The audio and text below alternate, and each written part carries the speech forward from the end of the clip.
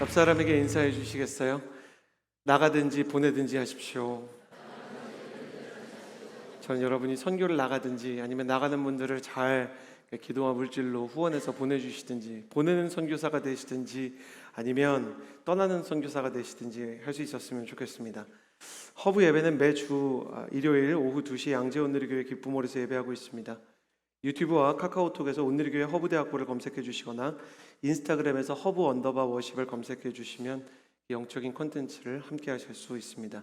가슴에 손을 얹고 저를 따라해 주시겠어요? 하나님은 나를 사랑하십니다. 나는 그 사랑을 신뢰합니다.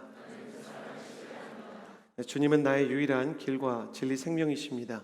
주님은 나의 유일한 길과 진리 생명이십니다. 나는 절대로 이전과 같지 않을 것입니다. 나는 절대로 이전과 같지 않을 것입니다. 아멘. 오늘은 이루어질 수 없는 꿈을 꾸는 사람들이라는 제목을 가지고 여러분과 하나님의 말씀을 나누려고 합니다. 네덜란드의 화가였던 한스 판 메이헤렌이라는 천재적인 재능을 가진 화가가 있었습니다. 이 사람은 미술을 공부하는데 이 사람의 미술 실력과 작품에 대해서 미술계의 평론가들이 혹평을 가하고 인정하지 않자 화가로서 너무나 이렇게 화가 나서 유명 화가의 그림을 따라해서 모작을 기가 막히게 만든 다음에 사람들이 그 위조 그 작품을 찬사하면 짠 이건 거짓말이었지롱 이걸 하려고 했습니다. 그런데 막상 위조 작품 위작을 만들다 보니 놀라운 일이 생겼는데 그쪽 분야에 천재적인 재능을 갖고 있었던 거예요. 특히 자신과 같은 이 메이헤렌이 네덜란드 사람이었는데 자신과 같은 네덜란드 화가 그 중에 자기보다 200~300년 일찍 태어났던 바로크 시대의 위대한 천재 화가 얀 베르메르의 작품을 따라 그려보니까 사람들이 진짜와 구분을 아예 하지 못하는 지경이었어요. 평론가들은 자기가 위작으로 내놓은 그 작품이 진짜라고 입을 모아 칭찬하기 시작했고 그는 처음에는 폭로하면서 미술계의 위선에 대해서 고발하려고 하다가 이거 돈 되겠다. 이걸 가지고 돈을 벌어서 성공해야 되겠다라는 생각을 하게 됩니다. 1938년부터 42년까지 이 사람은 5년 동안 6개의 작품을 팔았는데요. 얼마나 성공적이었냐면 이 6개의 작품 중에 하나가 그 해에 가장 비싸게 거래된 작품 중에 하나가 되었어요. 이 작품을 산 사람은 히틀러의 부하였던 괴링이었습니다. 당시에는 이제 2차 세계대전 기간이었기 때문에 나치군의 간부가 상당한 힘을 갖고 있던 시대였거든요. 가장 비싼 그림을 산 거예요. 근데 나중에 전쟁이 끝난 후에 알고 봤더니 이 히틀러의 오른팔이었던 괴링이 그림을 사면서 지불했던 지폐 역시 위조 지폐였다는 것이 드러나게 되었습니다. 위조 작품을 위조 지폐에 판 것이었던 거죠. 게다가 2차 세계대전이 끝나고 위작을 그렸던 메이헤렌은 재판정에서 당연히 감옥행을 선고받게 되었고 위조 지폐로 그림을 산 괴링은 나치군이었기 때문에 사형을 선고받아 형이 집행되기 전날 스스로 목숨을 끊었습니다. 메이헤렌은 어떠한 그 측면에서 보든 대단한 재능을 가지고 있는 사람이었습니다. 평론가들과 그리고 미술의 전문가들조차 속일 수 있었던 사람. 법정에서도 자기가 위작을 그린 걸 어떻게 증명했느냐 갇힌 상태에서 위작을 한 번 더 그려서 증명할 정도였어요. 그러니까 그 정도의 재능을 가지고 있었던 사람이었고 돈을 엄청나게 벌었던 사람. 그러나 그 재능 때문에 뒤틀려진 방법 때문에 결국 자기 인생을 완전히 추락시키고 질병까지 얻어 쓸쓸히 죽어갔던 사람. 이 메이헤렌은 자신의 능력 때문에 돈도 잃고 성공도 잃고 내일도 잃어버린 사람이 되었습니다.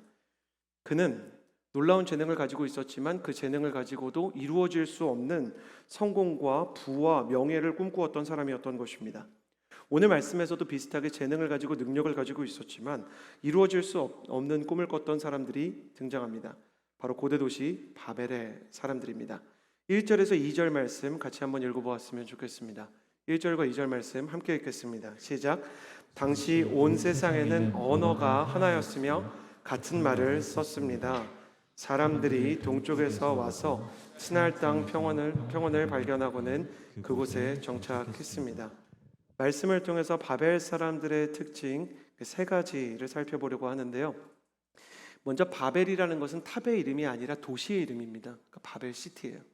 이 바벨이라는 도시에 살았던 사람들의 첫 번째 특징은 하나님을 피해서 달아난 사람들이었습니다.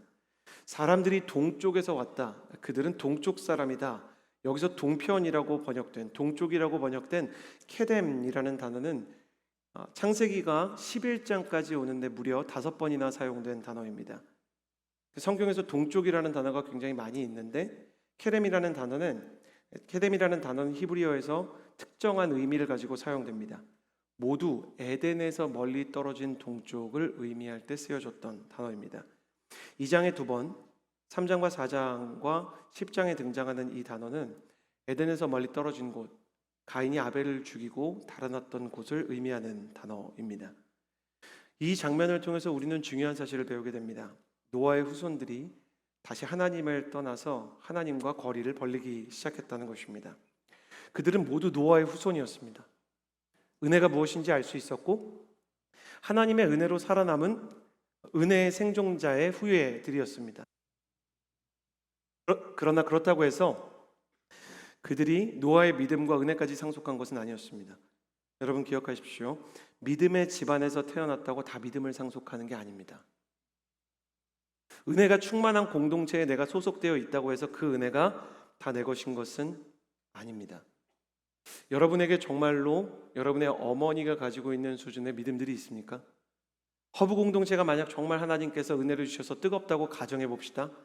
우리가 허브 공동체 안에 있다고 해서 모두가 다 허브 공동체와 온도가 같겠습니까? 오늘 말씀은 노아의 후예들이라도 노아와 영 딴판으로 사는 사람들이 있었다라는 것을 보여줍니다. 그리고 하나님의 믿음을 떠나고 은혜를 떠난 사람들이 보여주는 것은 언제나 도피입니다. 하나님께 잘못을 하면 본능적으로 사람들은 하나님을 두려워합니다. 우리의 경우는 어떻게 되는지 아세요? 교회가 불편하고 예배를 드리는 동안 마음이 불안합니다. 하나님과의 관계가 어렵고 하나님이 오늘 나의 예배를 좀 안 좋아할 것 같은데 싶은 사람들은 가급적 일단 예배가 빨리 끝나면 나가야 되겠다라는 생각을 합니다. 그래서 이런 분들에게는 특징이 있는데요. 축도송이 시작되면 가방을 강하게 움켜쥡니다. 누가 나를 찾기 전에 얼른 집으로 돌아가려고 합니다. 그리고 축도를 하기 전에 사람들이 눈 뜨기 전에 밖으로 나가는 게 더 안전하다고 판단하고 나가는 경우도 있습니다. 예수님을 쫓아가던 베드로가 예수님을 완전히 쫓아갈 수 없을 때 주님과의 거리가 벌어지면서 먼 거리에서 간신히 예수님을 따라가다가 위험해지니까 얼른 달아난 모습과 같이 우리가 죄를 짓고 하나님에 대한 믿음이 약해지고 은혜를 잃어버리면 하나님과 거리를 벌리려고 하는 것입니다. 그러나 하용조 목사님께서는 이 장면에 대해 이렇게 말씀하셨습니다. 사람은 하나님을 피해서 안타깝게도 달아날 수가 없습니다. 하늘 끝에서도 바다 끝에서도 하나님을 피할 수는 없습니다. 제가 하용조 목사님의 설교 중에 가장 싫어하는 문장을 인용해 드리겠습니다. 하나님을 피해 숨어 있는 바로 그곳에 하나님이 계십니다. 그들은 하나님을 피해서 달아났지만 오히려 하나님의 추격을 받고 집중을 받아서 하나님께서 바벨로 찾아와 그들에게 강림하는 사건이 오늘 말씀에서 일어나게 됩니다. 저희 딸이 제가 아직 없을 때, 그러니까 교회에서 이제 사역을 하다가 퇴근을 하기 전에 집에서 컵을 깨거나 숙제를 안 하거나 엄마에게 덤빈 날 제가 퇴근해서 번호키를 누르는 소리가 들리면 그렇게 공포스럽대요. 삑삑삑삑 그럼 엄마가 아빠 왔다 하는 순간 제 딸은 밥을 먹고 있었던 아니면 영어 숙제를 하고 있었던 일단 화들짝 놀라서 숨습니다. 저는 그 딸을 보면서 인간의 본능과 어리석음을 동시에 느낍니다. 아버지 집안에서 멀리 숨으면 어디까지 숨겠습니까? 그거 다 제 집입니다. 들어가서 모른 척을 합니다. 그러나 저는 누를 때부터 안에서 화다다다다다닥 하는 소리를 듣습니다. 그리고 저는 어떻게 합니까? 소파에 앉아서 연희를 기다립니다.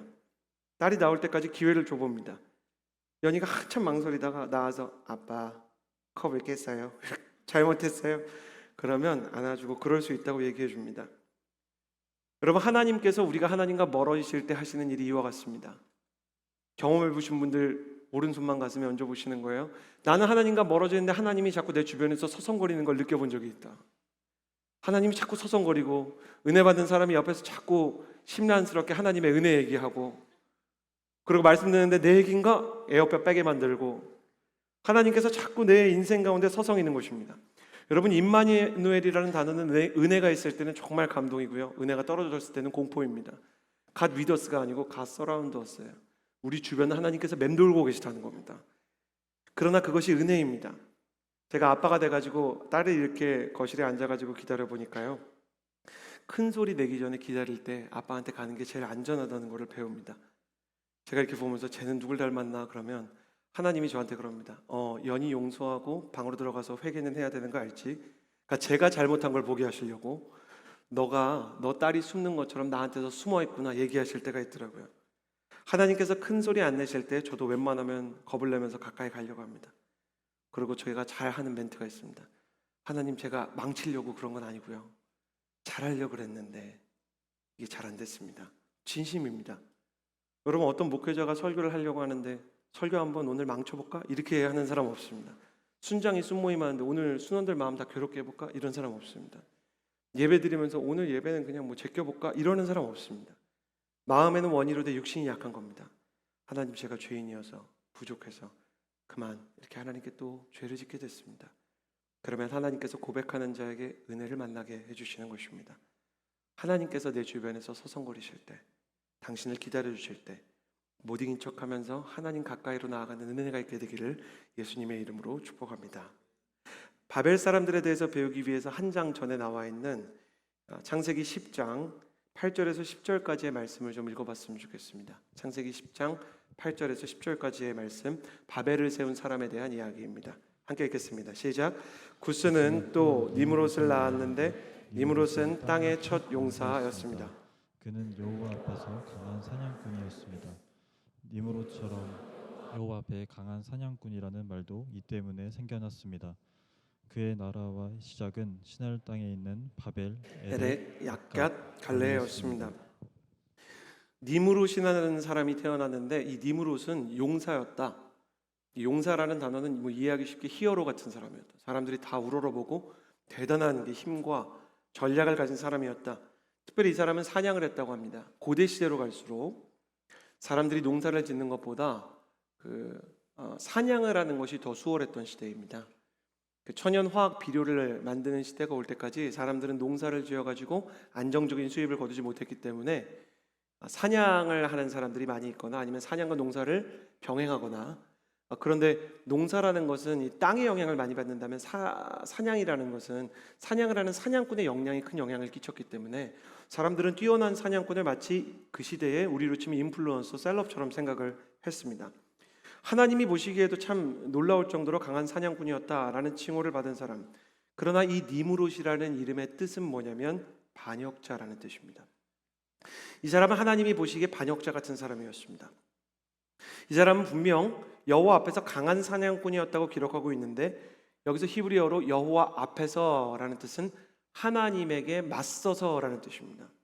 이 반역자가 하나님에게 맞서서 나는 하나님의 길을 따르지 않겠습니다. 내 인생은 내 것입니다. 나는 넥스트 레벨입니다. 뭐 이렇게 얘기하는 사람이었던 겁니다. 그러니 이 사람은 자신의 능력을 과신하면서 사람들을 모아서 이런 일을 하게 되었습니다. 창세기 11장 4절에서 5절, 이 니므롯이 만들었던 바벨이라는 도시에서 일어났던, 저와 여러분이 모두 알고 있는 그 사건입니다. 4절 5절 함께 읽겠습니다. 시작. 그리고 그들이 말했습니다. 자, 우리가 우리를 위해 성을 쌓고 하늘까지 닿는 탑을 쌓자. 우리를 위해 이름을 내고 온 지면에 흩어지지 않게 하자. 여호와께서 사람들이 쌓는 성과 탑을 보시기 위해 내려왔습니다. 니므롯의 후예들은 시날 땅이라는 곳에 바벨이라는 도시를 건설하기 시작했습니다. 우리로 치면 경기도라는 땅 안에 하남도 있고, 제가 사는 동네 이름이 먼저 나오네요. 하남도 있고 분당도 있고 뭐 용인도 있고 과천도 있고 이러는 것처럼 시날이라는 땅에 바벨이라는 성을 건설하고 도시를 건설하고 그 안에 탑도 쌓기 시작했던 것입니다. 왜 성과 탑을 쌓았는가? 사람들이 성을 쌓고 특별히 탑을 쌓았던 이유는 홍수에 대한 트라우마가 있었기 때문입니다. 다시 홍수가 찾아와도 우리를 지켜줄 수 있을 만한 탑을 만들자. 하늘에 닿을 만큼 높은 탑을 만들어서 사람들이 재앙을 만나도 우리의 이름을 높이고 우리가 탁월하다는 것을 증거할 수 있는 곳을 만들자. 하나님의 심판이 찾아와도 그 하나님의 심판을 피할 구원의 탑을 자기들이 만들기로 결정했던 것입니다. C.S. 루이스는 이러한 모습, 인간의 교만과 하나님과 동등해지려고 하는 것, 혹은 구원을 자기 스스로 이루려고 하는 이 교만에 대해 이렇게 말합니다. 본질적인 악, 최고의 악은 교만이다. 교만에 비하면 다른 모든 악은 벼룩이 사람을 무는 것에 불과하다. 루시퍼를, 천사를 악마로 만든 것은 교만이었다. 당신이 교만한 한 하나님은 절대로 볼 수 없다. 교만한 인간은 항상 사람이든 사물이든 내려다보는 습성이 있기 때문이다. 내려다보는 사람들, 그런 방식으로 시선을 아래로 내려다보는 한 위에 있는 분은 절대로 만날 수 없을 것이다.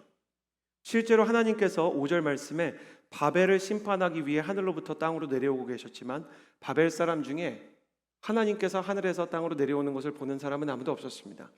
노아의 시대에 노아가 하나님의 눈에서 은혜를 발견한 것과 전혀 대조되는, 하나님의 마음에도 하나님의 계획에도 하나님의 말씀에도 전혀 관심이 없었던 시대, 바벨은 하나님의 심판이 임박한 줄 모른 채 자신의 교만으로 이 모든 것을 지탱할 수 있다고 생각했습니다. 인류의 역사상 이 이야기가 좀 신화처럼 느껴진다면 계속 반복되는 바벨탑 이야기를 좀 하기를 원합니다. 바벨탑 역시도 역사적인 사건이지만 현대의 역사에서도 이러한 일이 일어납니다. 1912년에 세계에서 가장 강력했던 제국이었던 영국은 해가 지지 않는 나라라는 별명을 가지고 있었습니다. 왜 해가 지지 않는 나라인지 아십니까? 너무 여기저기에 식민지가 많아서 지구 반대편에도 식민지가 있으니까 다 영국령이니까 어디선가 해가 지면 어디선가는 해가 떴기 때문입니다. 영국은 해가 지지 않는 나라였습니다.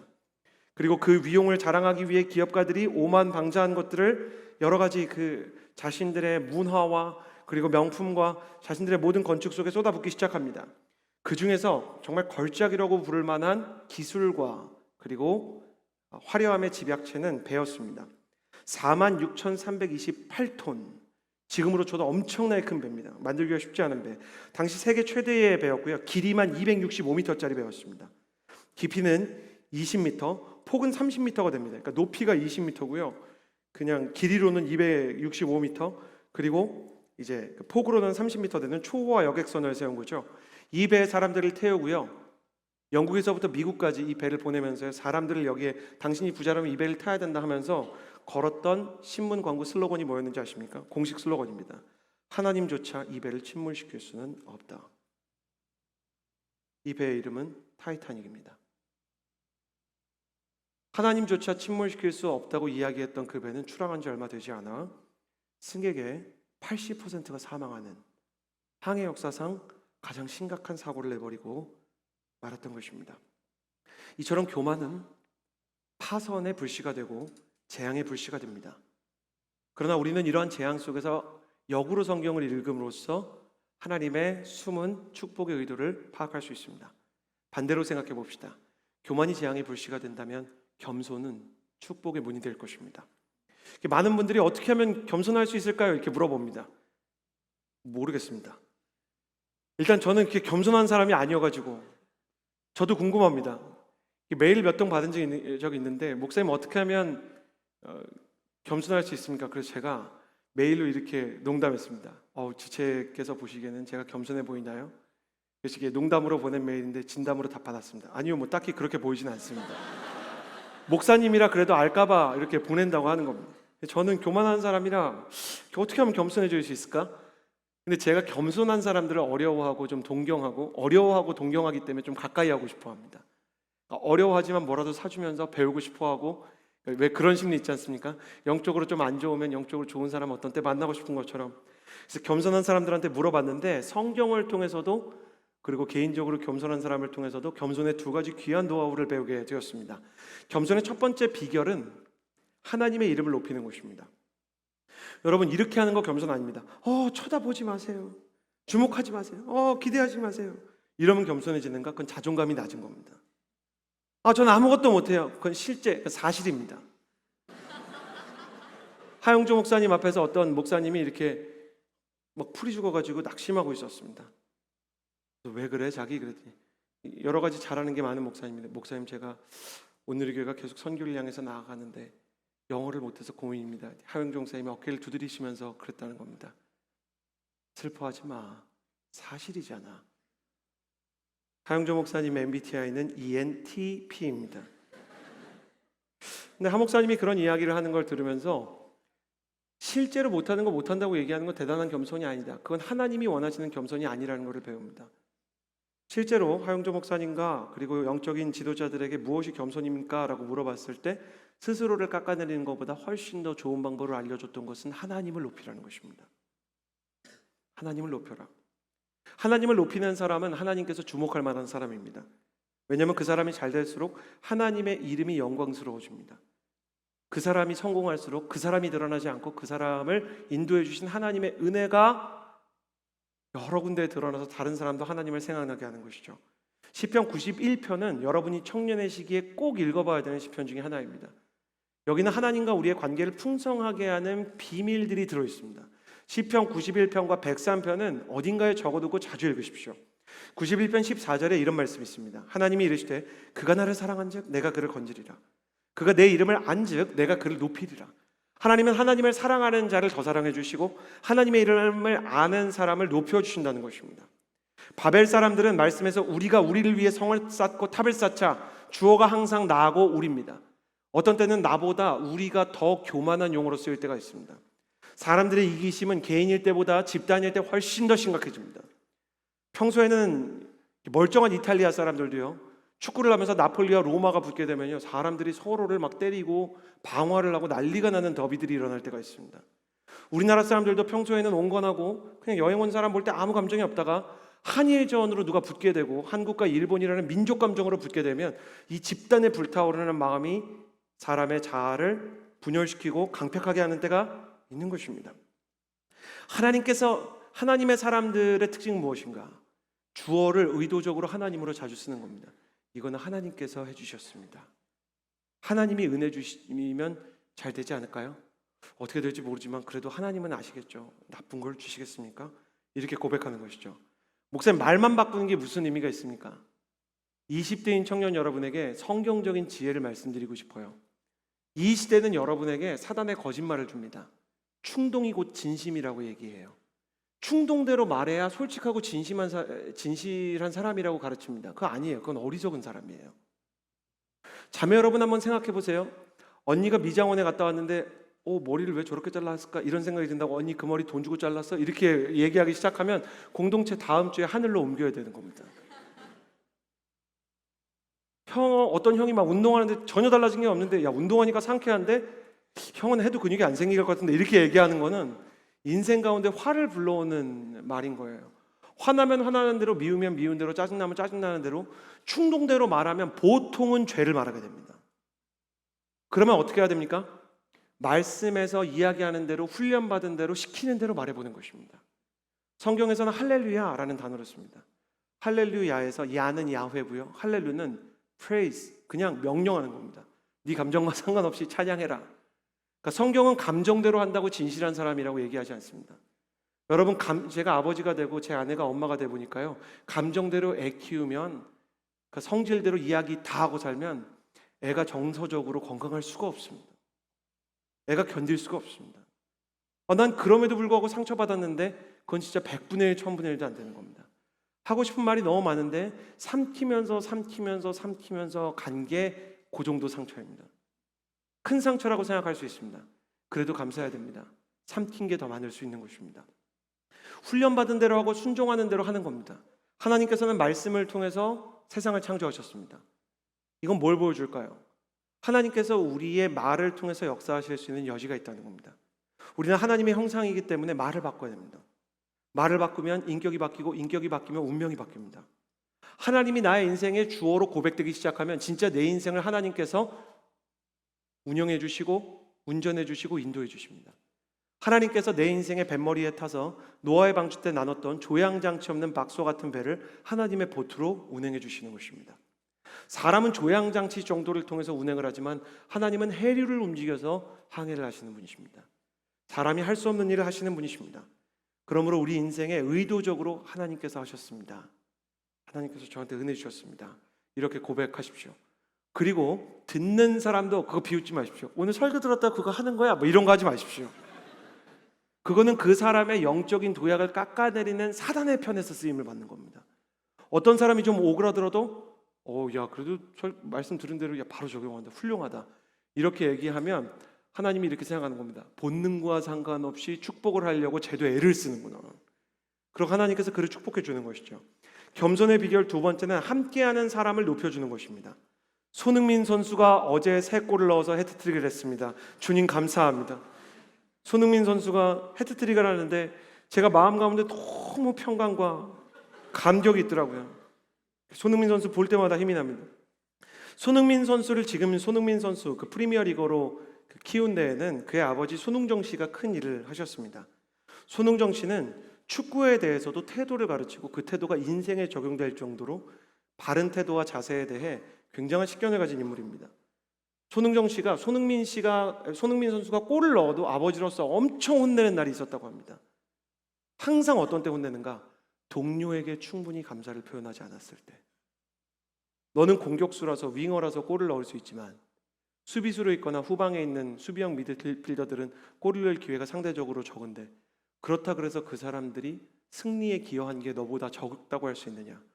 축구는 11명이 뛰고 10명의 선수가 너와 함께 뛰어줬기 때문에 너도 그런 기회를 얻을 수 있었던 거다. 세레머니는 해도 좋다. 다만 세레머니 전후로 너에게 패스한 사람들, 동료에게 꼭 감사를 전해라. 손흥민 씨는 어릴 때는 이제 흥분이 되니까 막 세레머니만 하고 기쁨에 도취되어 있었는데 아버지가 매와 같은 눈으로 쳐다보고 있는 거예요. 그래서 아버지 눈빛에 섬찟해서 강제로 감사한 적이 적지 않았대요. 근데 그러다 보니 그게 습관이 되었고요. 사람들에게 항상 감사를 표현하는데, 사실 영국 프리미어 리그와 같은 곳에서는 약간 자의식 과잉과 같은 문화가 있거든요. 내가 다 잘해서 한 것과 같은 선수들이 많이 있거든요. 손흥민은 항상 동료에게 감사를 표현하니까 어떤 일이 일어났는가? 손흥민 씨가 가는 팀마다 동료들이 손흥민을 너무너무 좋아하는 일들이 일어나게 된 거예요. 저 친구랑은 참 축구할 맛이 난다. 아, 저 친구는 참 고마움을 아는 친구다. 경기가 끝난 전후로, 훈련하는 전후로 손흥민과 어울리고 대화하고 그와 함께 전술을 논하는 관계적인, 그리고 팀워크의 고향이 있었다는 것입니다. 우리의 인생도 똑같습니다. 내 인생에서도 간혹 골을 넣는 순간들이 있을 것입니다. 무언가가 잘 되거나 하나님의 은혜가 드러나는 순간이 있을 것입니다. 그때 무엇이든 골을 넣는 것처럼 성취하고 이루어진 순간들이 있을 때 함께하는 사람들을 높여주십시오. 허브 공동체를 담당했던 최성민 목사님이랑 언제 이렇게 얘기를 하는데, 목사님은 골을 넣는 사람보다, 빛나는 사람이 되기보단 빛나게 해주는 사람이 되고 싶은 마음이 있다. 근데 진짜 진심이어가지고 제가 되게 감동을 받았어요. 아, 누군가를 빛나게 해주는 사람. 허브 공동체의 지난 1년을 돌아보면 텀이 바뀌어가는 시기입니다. 한 사람을 이야기해서 좀 죄송스럽습니다만, 올해 한 해 동안 대표 MC를 맡은 이지선 대표 MC는 사실 다른 사람 앞에 나서서 자신이 이렇게 사역하고 활약하는 것을 이렇게 눈에 띄게 보이게 하거나 아니면 누군가에게 막 진두지휘를 하는 커맨더형 리더가 아니었습니다. 사실 대표 MC의 역량에는 이렇게 잘못된 것도 아닌 것도 딱 이야기할 수 있어야 되고 명확한 지시를 할 수 있어야 되는 포지션이기 때문에 성격상 같이 사역을 하면서 그렇지 않은 그 약간 서포터에 가까운 사람을 대표 MC로 하나님께서 부르시는 마음을 주셨을 때 하나님이 무슨 생각일까? 하나님의 뜻이 무엇일까를 생각해 보게 되었습니다. 올 한 해 MC들과 같이 사역하면서 제일 신기했던 건 MC들 사이의 갈등이 실제로 거의 전혀 없었다는 겁니다. 항상 이제 대표 MC가 너는 잘할 수 있다. 그리고 무언가 잘못했을 때도 못 본 척하고 넘어가고 자신이 빈자리를 메꾸다 보니까 사람들이 시간이 지나고 나서 대표 MC를 그냥 신뢰하게 되더라고요. 소심하면 리더가 아니다. 내성적이면 리더가 아니다. MBTI가 I로 시작하면 불리하다. 성경은 그런 얘기 하지 않습니다. 하나님은 겸손한 사람, 남을 빛나게 해주는 사람, 패스 하나로도 전 세계 축구계를 호령했던 지네딘 지단처럼 다른 사람들이 골 넣게 해주는 사람, 활약하게 해주는 사람을 리더로 삼으실 때가 더 많다는 것입니다. 여러분 스스로 빛나지 않는 것을 애석하게 생각하지 마십시오. 인스타그램과 유튜브가 만들어 놓은 이 미디어의 환상 속에서 벗어나십시오. 진짜 인플루언서는 이재용 목사님은 캐덜리스트라고 그랬어요. 촉매가 되는 사람, 다른 사람들이 더 불타오를 수 있도록 그 사람을 활성화시켜주는 사람. 당신이 빛나느냐 빛나지 않느냐보다 더 중요한 것은 당신이 만나는 사람들이 뜨거워지고 더 열심히 일하고 당신이 있는 그 팀에서 놀라운 일들이 일어나느냐 하는 것입니다. 여러분의 감정이 어떠하든 이 말에 아멘할 수 있게 되기를 바랍니다. 저는 여러분이 청년의 시기에 겸손을 배울 수 있게 되기를 예수님의 이름으로 축복합니다. 그리고 그 겸손을 배워서 당신이 스스로 빛나지 않아도 다른 사람을 빛나게 해주는 사람이 되기를 예수님의 이름으로 축복합니다. 당신이 남 앞에 나설 수 있든 없든, 당신이 다른 사람 앞에서 수고하는 것이 보이든 보이지 않든 당신과 함께하는 사람들이 지금보다 더 나은 사람이 되게 하는 그 길, 그것이 리더의 길이며 그것이 하나님께 쓰임받는 비전의 사람의 길이며, 자 여기는 좀 더 집중해 주세요. 그것이 연애를 잘하는 사람들의 비결이기도 합니다. 당신을 만난 그 남자가, 당신을 만난 그 여자가 더 빛날 수 있게 되기를 예수님의 이름으로 축복합니다. 당신을 만난 것 자체가 그 사람에게 축복이 될 수 있게 되기를 바랍니다. 항상 하나님의 이름을 주어로 활용하십시오. 하나님을 빛나게 하십시오. 그리고 주변 사람들을 빛나게 할 수 있는 사람이 된다면 여러분은 하나님께 바벨탑과 정반대로 쓰임받는 인생이 될 것입니다. 바벨 사람들의 두 번째 특징은 하나님 없이도 살 수 있다라는 사람인 반면 하나님의 사람들은 하나님을 주어로 높이고 겸손한 사람들이었다. 바벨 사람들의 세 번째 특징입니다. 3절 말씀 같이 한번 읽어보도록 하겠습니다. 3절 함께 읽겠습니다. 시작. 그들이 서로 말했습니다. 자, 우리가 벽돌을 만들어 단단하게 굽자. 그들은 돌 대신 벽돌을, 진흙 대신 역청을 사용했습니다. 바벨 사람들의 세 번째 특징은 기술과 문화를 악용한 사람들이었다는 것입니다. 바벨 사람들은 벽돌을 만들었습니다. 여러분, 아무 돌이나 그냥 있는 자연석을 가지고 쌓아가지고 만드는 집들이 있습니다. 그런 집들은 조금만 흔들리고 균열이 나면 무너지게 되고 흔들리게 됩니다. 우리가 산 올라가다 보면 막 약수터에 미신 믿고 우상 숭배하는 사람들이 이렇게 돌탑 쌓아놓은 거 있지 않습니까? 그거 누가 이렇게 살짝 밀면은 그거 다 허물어집니다. 벽돌은 뭐가 다릅니까? 벽돌은 규격이 있는 겁니다. 도량형이 생기게 되는 겁니다. 레고는 이쪽 레고에서 샀던 저쪽 레고에서 샀던 서로 부품이 맞물리게 되어 있는 것처럼 벽돌이라는 건 규격이 정해지기 시작하면 그 벽돌이 차곡차곡 쌓아 올려지게 되는 것입니다. 여러분, 아파트를 짓거나 상가를 지을 때도 대한민국의 벽돌 규격은 몇 개가 되지 않습니다. 똑같은 규격이기 때문에 사람들이 같은 규격을 견고하게 쌓아 올리는 것이죠. 또 그들이 벽돌을 쌓았을 뿐만 아니라 역청을 사용했다고 합니다. 역청이라는 단어는 히브리어 단어인데 아스팔트와 같은 끈적이는 물질에서 나오는 접착제 역할을 하는, 그러니까 지금 우리 이제 시멘트까지는 아직 개발이 안 된, 그러나 아스팔트처럼 이 도로의 원료가 되었던 역청이라는 물질입니다. 그러니까 벽돌을 쌓고 그 사이사이 역청을 발라가지고 견고하고 몇 층이 되는 건물들을 만들 수 있게 된 것입니다. 건축 기술의 비약적인 발전이 생기고 그리고 견고한 거주처를 얻게 된 것입니다. 자, 벽돌을 만들거나 역청을 사용한 건 나쁜 겁니까? 나쁜 게 아닙니다. 기술이나 문화가 발전하는 것은 나쁜 일이 아닙니다. 그러면 기술이랑 문화가 발전하면 선한 겁니까? 선하다고 말하기도 어렵습니다. 그것은 가치 중립적인 것입니다. 모든 기술과 문화에는 양면이 있습니다. 좋을 수도 있고 안 좋을 수도 있는 겁니다. 만약 어떤 칼을 가지고 요리사가 요리를 하면 선한 데 쓰이지만 사람을 해치는 데 식칼을 쓰기 시작하면 나빠지는 것과 같은 원리입니다. 모든 기술이 이와 같습니다. 자동차가 생기고 석유 에너지를 활용해서 인류는 도시와 그리고 사람들의 거주에 비약적인 도약을 만들었죠. 거주지가 좀 멀어도 출근할 수 있게 되고 도시들이 발달하기 시작했습니다. 그러나 자동차가 늘어날수록 온실가스가 증가해서 기후 이상이 생겼고 하와이와 캐나다에서는 웬만큼 비가 내려도 꺼지지 않는 수준의 산불이 나기도 했고 서울은 여러분 다 경험하셨죠? 이제 기후 전문가들은 서울에서 장마라는 말이 사라질지도 모른다 이렇게 얘기합니다. 해마다 그냥 폭풍과 같은 호우가 쏟아져서 수해를 계속 감당해야 되는 지역이 될 수도 있다. 이제 동남아와 한국 지방, 일본 지방이 구별이 안 되게 되는 때가 올 수도 있다. 이런 얘기를 하는 겁니다. 핵연료를 통해 핵발전소를 세워서 엄청난 효율의 에너지를 얻을 때도 있지만 세계에 있는 핵폭탄의 5%만 터지면 지구에 있는 모든 인류가 멸망합니다. 그러니까 지구에 있는 모든 인류를 20번 멸망시킬 수 있는 핵폭탄이 있는데 지금 또 새로운 핵폭탄을 쌓기도 하는 문명 속에 살아가고 있는 것입니다. 하나님의 심판이 아니더라도 인류 스스로가 우리 자신을 심판하고 멸종시킬 기술을 갖고 있는 것입니다. 이런 게 기술의 양면입니다. 유익한 측면과 해로운 측면이 있습니다. 음악은 어떻습니까? 미술은 어떻습니까? 사람에게 소망과 위로를 주는 음악이 있다면 사람에게 절망과 우울을 주는 음악도 있습니다.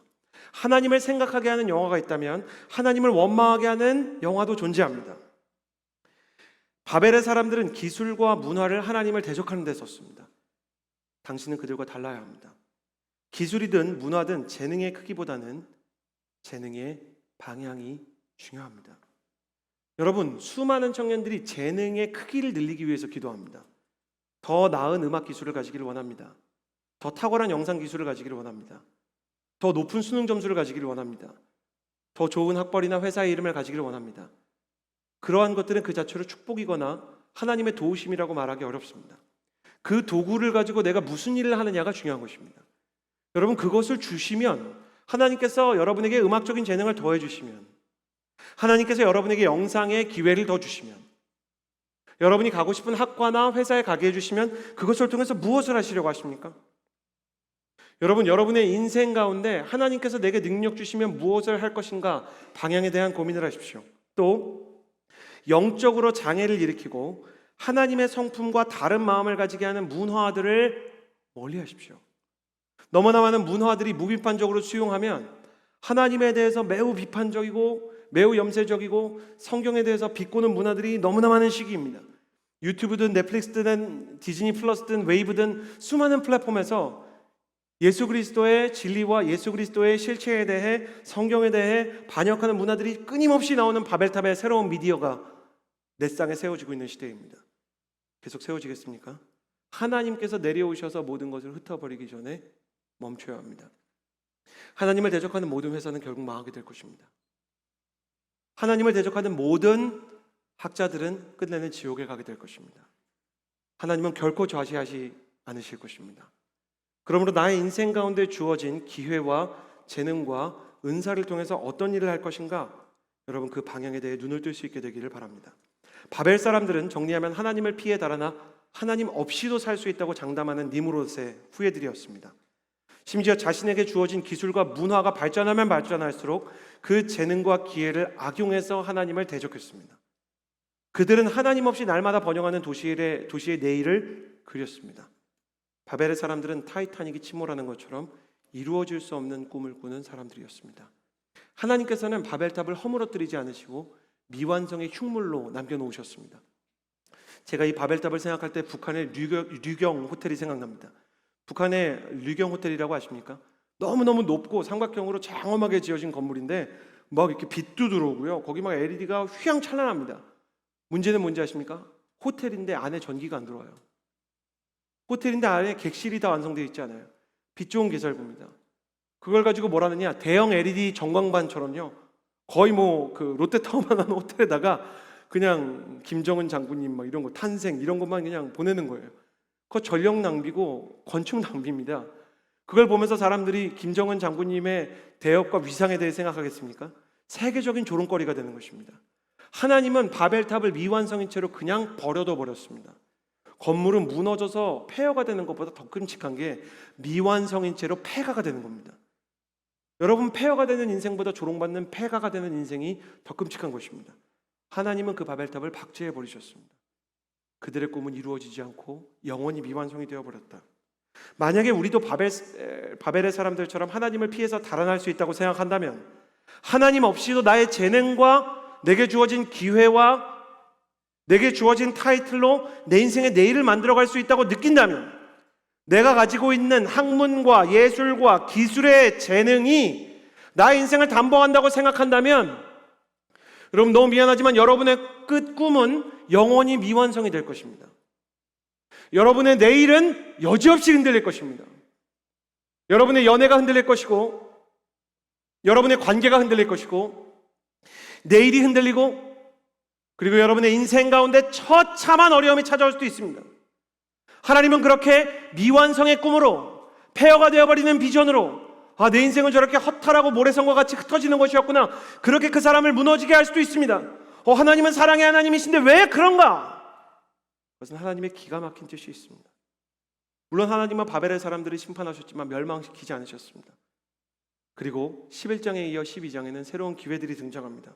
저는 12장에 아브라함이 등장해서 새로운 기회가 생기는 것을 보면서 바벨이 무너지고 나서야 등장하는 믿음의 사람에 대해 기억나는 동물이 있습니다. 여러분, 돼지 아시죠? 돼지 가만히 보면은 얼굴이 약간 땅을 향해 있나요? 앞을 보고 있나요? 땅을 이렇게 향해 있어요. 목뼈 자체가 그러니까 아주 심각한 거북목 환자예요, 얘가. 그래가지고 아주 이렇게 머리를 땅으로 파고 있죠. 그게 돼지한테는 유리합니다. 고구마나 감자를 캐기 위해서 땅을 이렇게 머리로 파야 되니까요. 그래서 돼지는 머리가 아래쪽으로 땅을 향해서 있어서 투굴성 동물이라고 합니다. 눈 앞에 있는 것만 반응하고 땅만 쳐다보면서 사는 거죠. 근데 이 돼지가 하늘을 보게 되는 때가 있습니다. 돼지는 고개를 못 들거든요. 하늘을 언제 보는가? 2014년 김경수 작가가 이런 책의 제목을 쓴 게 기억이 납니다. 돼지는 넘어져야 하늘을 본다. 우리 인생도 그렇지 않습니까? C.S. 루이스가 얘기했던 것처럼 아래만 바라보고 사는 사람은 하늘을 볼 수 없기에 하나님을 볼 수 없다. 하늘을 바라보지 못하고 바벨탑을 쌓으면서, 노아와 자기 아버지 조상들에게 그 홍수에 대해서 듣고 또 들었을 텐데, 천하의 산들까지 다 잠길 정도의 홍수였다면 바벨탑을 발굴하고 그리고 지구라트 유적을 발굴하는 사람은 추정하기에 7층에서 8층 높이라고 하는데, 7층, 8층 높이로 도대체 어떻게 홍수를 막는다는 겁니까? 그렇게 어리석게 땅의 성공을 바라보면서 살았던 사람들, 그런 사람들에게 어떤 소망이 있겠습니까? 그러나 하나님께서는 그렇게 돼지같이 땅만 보고 바라보는 사람을 불쌍히 여기시면서 오히려 그를 넘어뜨려서 하늘을 바라보게 하신 것입니다. 그렇다면 하나님께서는 그들을 어떻게 넘어뜨리셨는가? 6절에서 9절 말씀을 같이 한번 읽어보았으면 좋겠습니다. 6절에서 9절까지의 말씀을 함께 읽어보도록 하겠습니다. 6절에서 9절입니다. 시작. 그리고 여호와께서 말씀하셨습니다. 저들이 한 민족으로서 모두 한 언어로 말하고 있어 이런 짓을 벌이기 시작했다. 그러니 이제 그들이 하고자 꾸미는 일이라면 못할 게 없을 것이다. 자, 우리가 내려가서 거기에서 그들의 언어를 혼란하게 해 서로 알아듣지 못하게 하자. 그리하여 여호와께서는 그들을 그곳에서부터 온 땅에 흩어버리셨습니다. 그들은 성 쌓는 것을 그쳤습니다. 그래서 그곳 이름을 바벨이라 불리는 것입니다. 그곳에서 여호와께서 온 세상의 언어를 혼란하게 하셨기 때문입니다. 그곳에서 여호와께서 그들을 온 땅에 흩으셨습니다. 바벨이라는 단어는 정반대의 두 개의 뜻을 가지고 있습니다. 하나는 하늘의 문이라는 뜻입니다. 그러나 한편으로는 혼란이라는 뜻입니다. 두 개의 단어의 뜻을 이으면 하늘의 문을 열고자 했으나 혼란해진 사람들입니다. 하나님께서는 그들이 의기투합해서 합심해서 하나님을 대적하는 것을 막으셨습니다. 실제로 그들이 의기투합하면 하나님을 위협할 수 있기 때문이 아닙니다. 모두가 다 악의 기로에 서면 그럼 하나님이 또 심판을 내리셔야 되기 때문에 사람을 나눠서 누구라도 하나님의 사람이 있어야 되는 환경을 만들고자 한 것입니다. 하나님은 언어를 흩으셨습니다. 수많은 언어가 생겼고 서로의 말을 이해하지 못한 채 협력이 어려워졌습니다. 제 아들 10살 연준이가 성경에서 가장 싫어하는 사람들이 바로 바벨탑을 쌓은 사람들입니다. 이 자식들만 아니었으면 내가 영어 학원을 안 가도 됐던 건데. 바벨탑을 쌓은 사람들은 대한민국 입시를 치른 모든 수험생의 원수입니다. 그러나 단지 외국어가 생긴 것만이 문제가 아닙니다. 언어가 달라지면서 사람들은 서로의 말만 이해하지 못한 게 아니라 서로의 마음에 공감하는 능력을 현저히 상실하게 됐습니다.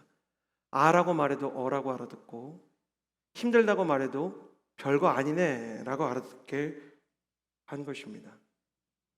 사람들은 서로의 마음을 더 의심하기 시작했고 서로의 생각을 더 부정하게 되었습니다. 언어가 흩어지자 결국 사람들도 흩어지게 되었습니다. 교만의 열매는 소통과 관계의 단절입니다. 주변에 많은 사람이 있어도 말이 통하지 않았던 바벨 사람을 한번 상상해 보십시오. 수많은 사람들이 일거에 군중 속에서 대화를 상실했습니다. 너무나 많은 사람이 주변에 있는데 마음 나눌 사람이 없었습니다. 이게 현대 문명 아닙니까? 메신저에 수백 명의 친구가 있고 카카오톡에 인스타그램에 제페토에 수많은 친구 리스트가 있어도 진짜 힘들고 어려울 때 내 마음을 알아들어주고 내 말을 그냥 있는 그대로 받아줄 사람이 얼마나 있을까? 말도 마음도 통하지 않아서 외롭고 괴로운 시간을 보내는 현대인의 모습이 바벨을 살아갔던 사람들과 똑같다 생각이 듭니다. 허준이 쓴 동의보감에는 통하지 않으면 통한다라는 말이 있습니다. 소통이 없으면 끝내는 고통이 온다는 말입니다. 너무 많은 청년들이 소통이 없어서 고통을 느낍니다. 마음을 헤아릴 사람이 없어서 죽음을 생각하고 힘든 일을 만나서가 아니라 힘든 일을 만났는데 위로할 사람이 없어서 쓰러지는 상실의 시대를 겪고 있습니다. 누가 그들의 마음을 있는 그대로 이해하고 헤아리고 공감할 것인가? 누가 그들의 말을 있는 그대로 안아주고 품어주고 들어줄 것인가? 두말할 나위 없이 바벨이 가지고 있었던 교만한 문화의 대적점에 서 있는 겸손한 사람일 것입니다. 누가 겸손한 사람인가? 누가 참으로 온전한 겸손을 이루었는가? 누가 하나님께 영광을 온전히 올려드리며 누가 만나는 사람마다 빛나게 한 존재였는가?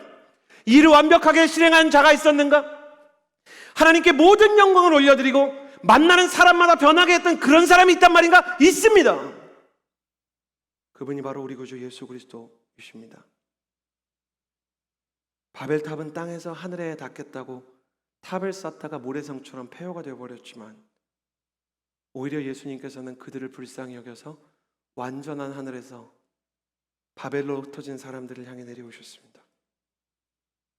비유로 말씀을 가르치셔서 사람들이 알아들을 수 있게 하시고 고통받는 자들과 죄로 넘어진 자들을 품어주셨습니다. 전 예수님을 보면서 감동을 받습니다. 전 예수님이 병자들을 고칠 때 이렇게 했으면 쉬웠을 것 같아요. 오자마자 눈 안 보이는구나, 고쳐줄게. 다음. 귀신 들렸구나, 쫓아줄게. 나가. 다음. 이렇게 했으면 예수님 고생을 안 하셨을 텐데 내가 너한테 뭐 해주기를 원하느냐 물으시고 사마리아 여인이 남편 5이 있었던 얘기 하나하나 들어주면서 그 여인이 혹시 남자들을 싫어하니까 제자들이랑 같이 우르르 가면 싫어할까봐 제자들한테 먹을 거 사오라 그러고 혼자 사마리아 여인을 만나셨던 예수님, 제자들한테 비밀로 하셔가지고 제자들이 황당했던 거 아니에요? 사마리아에서 저 멀리 가서 음식 가져왔더니 예수님, 이거 드세요, 저희가 서브웨이에서 사왔습니다. 피클 빼고 맞죠? 드렸는데 예수님이 내게는 너희가 알지 못하는 먹을 양식이 있느니라. 그럼 먹을 거 사라고 왜 보낸 건가? 나중에 알고 봤더니 사마리아 여인이 아마 제자들한테 얘기해 준 것 같아요. 그땐 내가 남자들을 너무 무서워하고 남자만 보면 PTSD가 있어서 예수님이 우르르 몰려오면 괴로울까 봐 아마 음식 사라고 보내신 것 같아요. 사마리아에 가서 한 여인이랑 대화를 나누시고 삭개오의 집에 가서 먹어주시고 죄인과 세리와 음식을 드시면서 그들이 왜 그렇게 됐는지 함께 울고 웃어주셨던 주님. 그래서 그분은 자기 자신에 대해 마태복음 11장 28절 29절에서 이렇게 말씀하셨습니다. 수고하고 무거운 짐진 자들아 다 내게로 오라. 내가 너희를 쉬게 하리라. 나는 마음이 온유하고 또 겸손하니 나의 멍에를 메고 내게로 배우라. 그리하면 너희 마음이 쉼을 얻을 것이다. 우리는 앞서 겸손의 의미를 살펴보았습니다. 겸손은 하나님께 영광을 올려드리는 삶입니다. 동시에 만나는 자마다 빛나게 하는 거예요. 예수님을 만나면 빛납니다. 예수님을 만나면 살아납니다. 예수님을 만나면 새로운 인생을 살게 되는 것입니다. 예수님은 내 마음을 아십니다.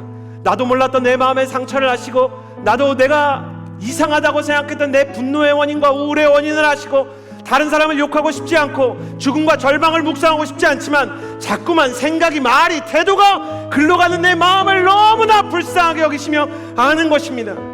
나는 마음이 겸손하고 온유하다는 말은 무엇일까? 난 네가 왜 그러는지 안다는 것입니다. 난 너가 왜 그러는지, 왜 괴로운지, 왜 무너졌는지를 안다. 그래, 죄를 지었느냐, 무너졌느냐, 진창 술을 마시고 삐뚤어진 채로 금요일날 홍대 길거리에서 인사불성이 될 정도로 무너졌다가 주일날 교회 오는 마음이 처참하더냐. 수고하고 무거운 짐진 자들아 다 내게로 오라. 나는 너희를 있는 그대로 받아주는 언어의 창조자다. 예수님은 그렇게 우리에게 오셔서 하나님과 우리의 단절된 언어의 소통을 기도의 언어로 채워주시고, 사람과 사람 사이를 소통과 공감과 그리고 나눔의 언어로 바꿔주십니다. 나는 여러분이 젊은 시기에 이 바벨과 같은 세상 속에서 예수님과의 소통을 이루기를 바랍니다.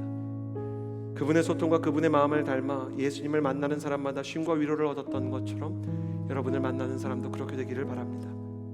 오늘은 첫째 주를 맞아 성찬을 하는 주입니다. 이 성찬을 통해 우리의 마음을 있는 그대로 하시는 예수님을 묵상하고 그 예수님과 같이 다른 사람을 빛나게 하며 그들을 위로하는 사람이 되기를 원합니다. 사도신경하심으로 우리 주님의 성찬에 참여하도록 하겠습니다. 함께 사도신경에 동참하도록 하겠습니다. 나는 전능하신 하나님 아버지 천지의 창조주를 믿습니다. 나는 그의 유일한 아들 우리 주 예수 그리스도를 믿습니다.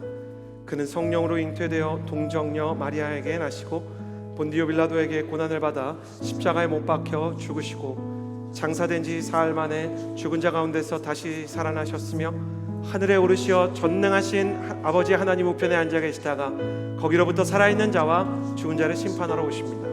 나는 성령을 믿으며 거룩한 공교회와 성도의 교제와 죄를 용서받는 것과 몸의 부활과 영생을 믿습니다. 예수님의 십자가 죽음은 우리를 위한 대속의 죽음일 뿐만 아니라 우리와 예수님이 연결되고 예수님을 통해 우리와 하나님이 연결되는 축복의 통로를 상징하게 되었습니다. 예수님께서는 그 온전한 축복의 통로로 나아가시기 직전 날 밤에 떡을 나누시면서 그들에게 예수님을 본인의 마음과 본인의 영과 본인의 성품을 있는 그대로 나누어 주시기로 작정하셨습니다. 오늘 우리가 예수님의 떡과 잔에 참여하는 것은 바로 예수님의 온유함과 겸손함 그리고 그 사랑과 공감을 계승하는 길이 될 것입니다. 다 함께 찬양하시면서 떡을 받도록 하시겠습니다. 지극히 높은 주님의 지극히 높은 주님의 낮이 성소로 들어갑니다. 세상의 신을 얻고서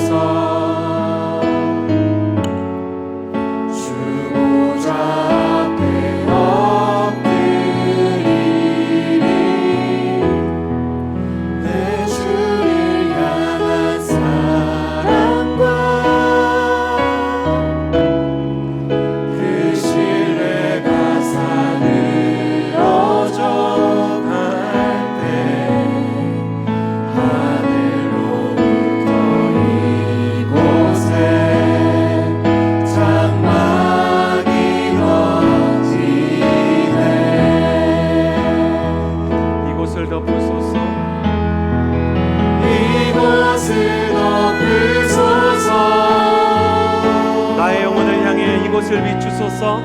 이곳을 비추소서.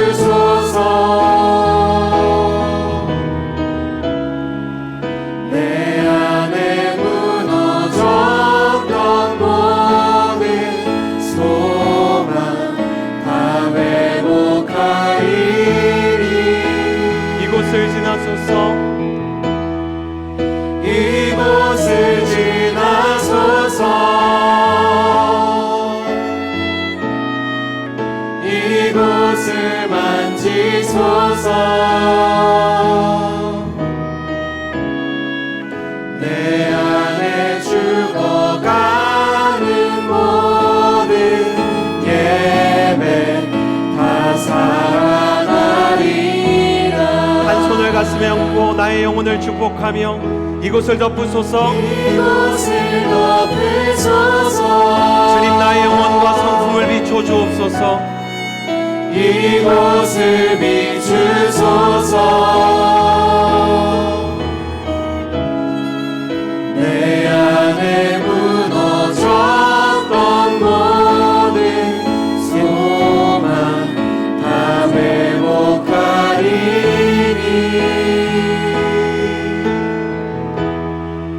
이곳을 지나소서. 이곳을 만지소서.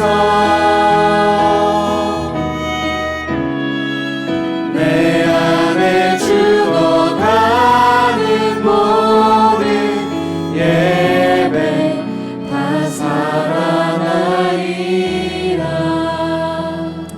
이 시간에 기도하며 나아갈 때 하나님, 내 마음속에 무언가 좀 잘 되고 다른 사람들보다 나은 재능이 있을 때는 마음이 높아져서 자고하다가, 또 무언가 더 빛나는 사람이 나타나면 자책하다가, 자책을 겸손으로 포장하고 자만을 때로 담대함으로 믿음으로 포장하며 살아왔지만, 사실 그 판단의 주체가 나라는 점에서 나는 항상 나 자신을 높이거나 낮추며 나의 인생을 나 스스로 판정하며 살아왔습니다. 그래서 불안하고, 그래서 흔들리고, 그래서 연약했던 나의 인생 가운데 하나님의 시선에서 나를 사랑하고 하나님의 시선으로 내가 나의 죄를 깨닫고 회개할 수 있도록 주님의 시선 앞에 겸손하게 하여 주옵소서.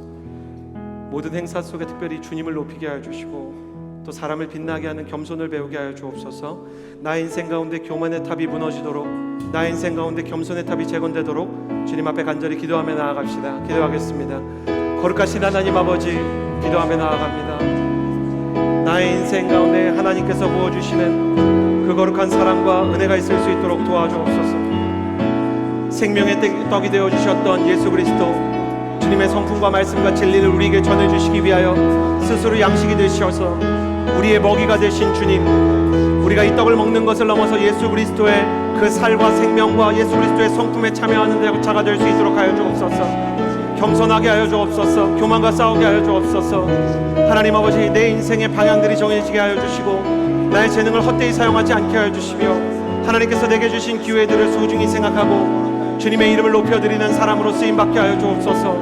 하나님 아버지, 내가 내 인생의 재능과 은사의 크기나 하나님 내가 가지고 있는 명함의 높이를 나의 인생 가운데 성취의 자로, 그 바로메터로 생각하지 아니하고, 하나님 아버지께서 내게 주시는 그 방향과 사람을 살리는 역사가 내 인생에서 내 인생을 평가하는 귀한 기준이 될 수 있도록 우리를 붙들어 주옵소서. 예수 그리스도 살아계신 당신의 겸손과 그 성품을 허락하여 주옵소서. 교만의 탑으로부터 성령 하나님 우리를 지켜주시고 회개하게 하여 주옵소서.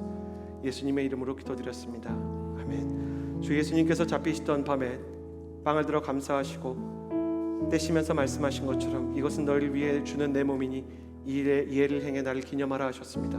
떼어 이 몸에 참여하도록 하겠습니다.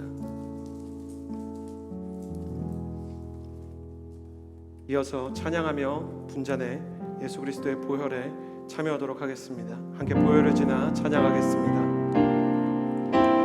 보혈을 지나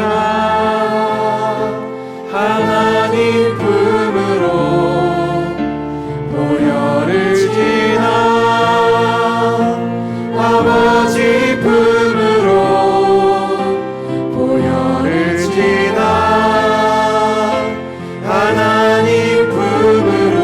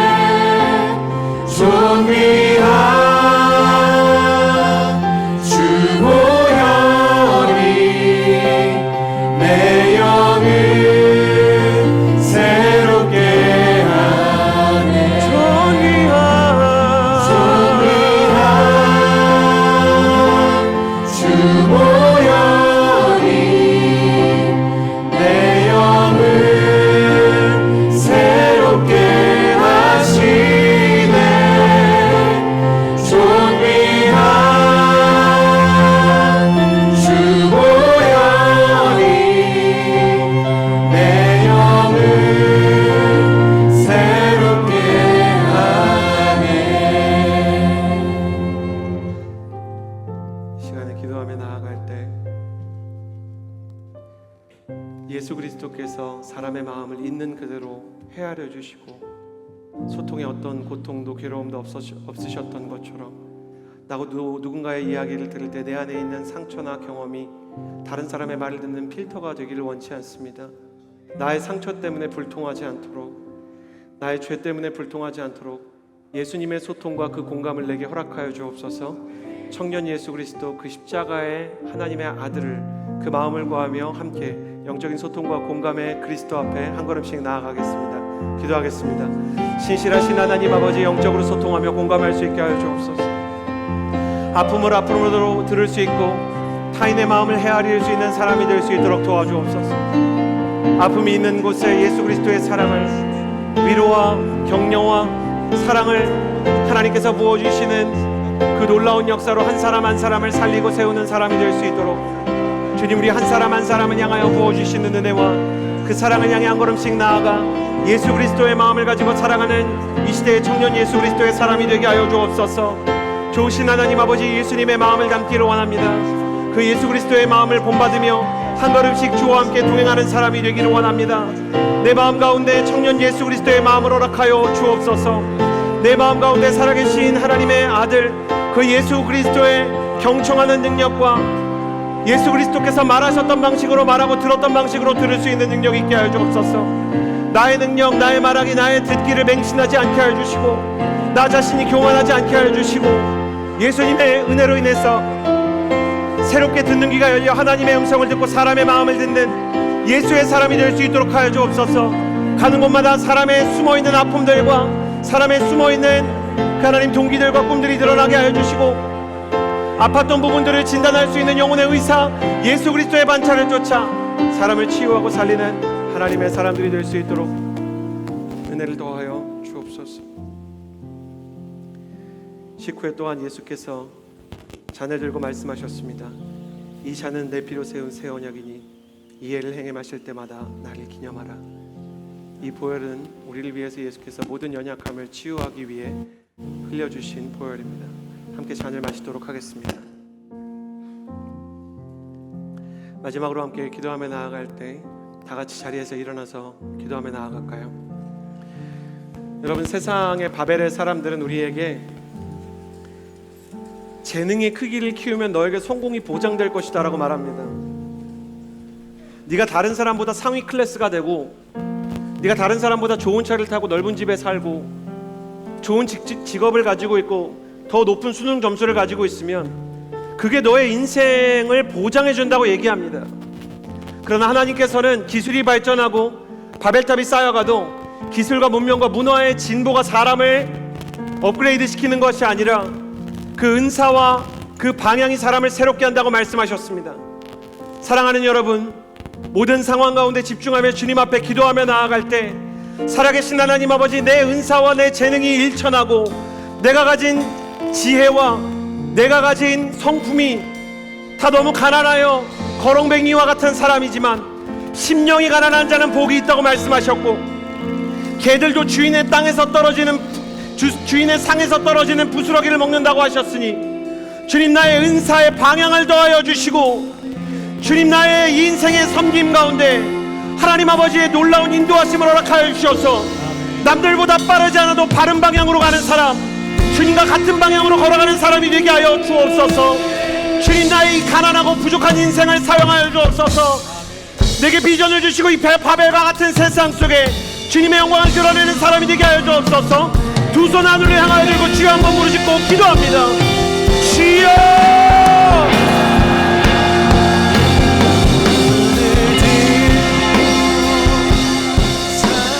신실하신 하나님 아버지, 한 사람 한 사람 가운데 하나님의 사랑과 은혜를 더하여 주시고 새 마음과 새 은혜로 한 사람 한 사람이 주님의 사랑 앞으로 나아갈 수 있는 역사와 은혜를 얻을 수 있도록 도와주옵소서.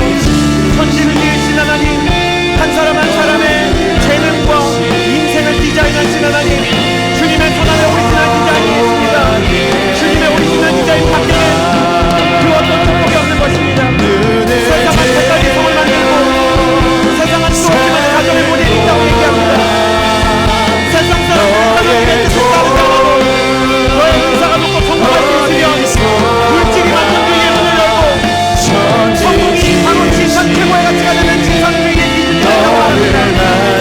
외모야말로 네가 추구할 만한 변하지 않는 가치라고 합니다. 주님께서는 물질을 쌓는 사람들에게 부자 영과의 물질을 쌓아도 오늘 밤에 내가 그 영혼을 가져간다는 무슨 일이 있겠느냐. 사랑이 무슨하다고 자기 영혼을 원하셨다는 무슨 일이 있겠느냐. 또 아름다운 주님께서 지혜로운 사람이 칭찬받는다고 말씀하셨고 그의 인생의 아름다움을 보여달라고 말씀하셨습니다. 하나님 아버지 주께 쓰임받는 이 영혼일 때 하나님 세상 속에서 외로움이 너무 많이 살았습니다. 낙심과 절망 때문에 죽음을 생각하고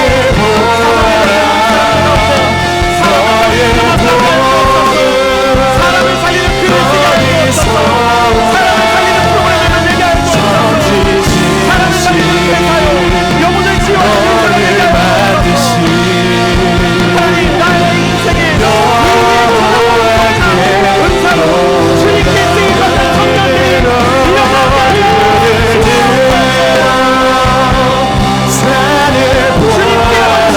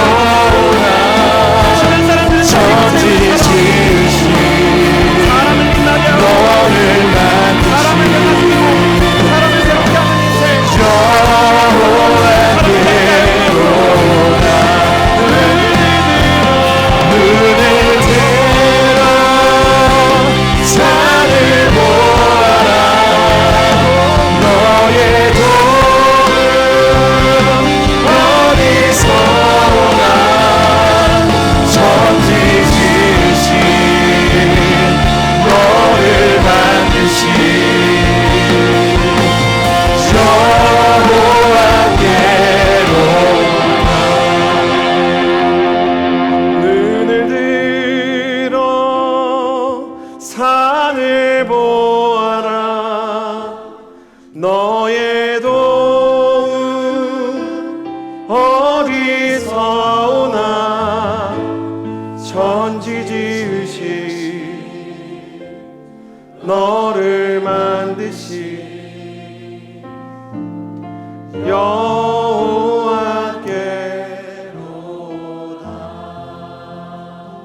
마지막으로 기도할 때 사랑하는 여러분, 가는 곳마다 다른 사람을 빛나게 하는 사람이 되기를 바랍니다.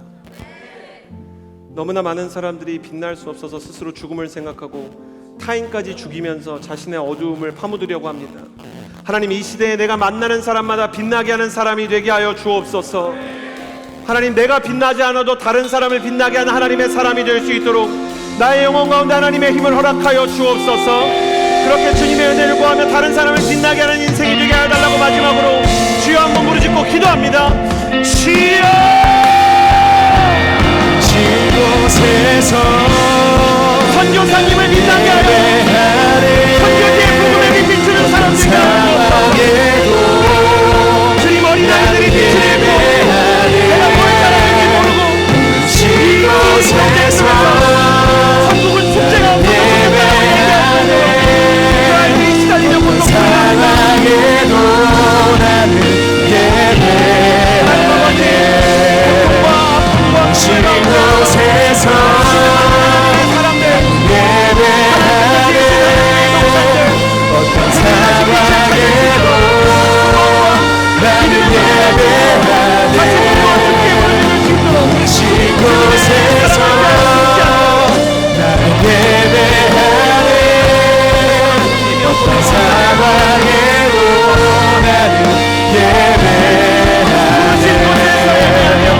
부르신 곳에서 나는 예배하네. 어떤 상황에도 나는 예배하네. 부르신 곳에서 예배하네. 어떤 상황에도 나는 예배하네. 부르신 곳에서 나는 예배하네. 어떤 상황에도 나는 예배하네. 부르신 곳에서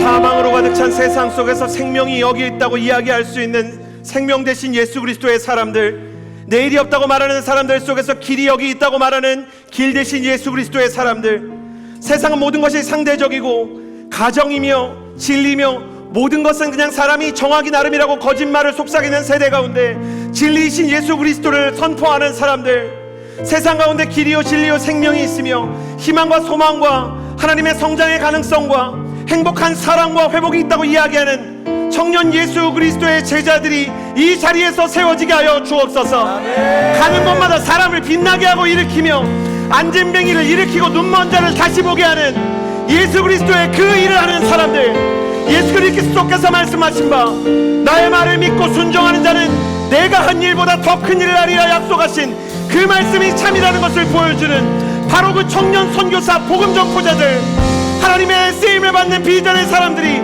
이 자리에서 세워지게 하여 주옵소서. 삭막하고 적막하며 소통이 끊어지고 소망이 끊어져 서로에 대한 불신으로 가득 차고 불통으로 가득 찬 바벨에서 다시 한번 소통과 위로와 사랑을 가져오는 예수의 사람들이 일어나는 허브가 되게 하여 주옵소서. 이제는 우리 구주 예수 그리스도의 은혜와 하나님의 사랑과 성령의 교통하심이 이 자리에서 다시 한번 교만의 바벨탑을 허물고 겸손의 예수 그리스도를 따라 살고자 하는 모든 청년들과 그 겸손의 예수 그리스도를 따라 열방으로 나아간 선교사님들, 그 겸손의 예수 그리스도가 필요한 환우들 머리 위에 이제로부터 영원토록 함께하여 주시기를 간절히 축원하옵나이다. 아멘.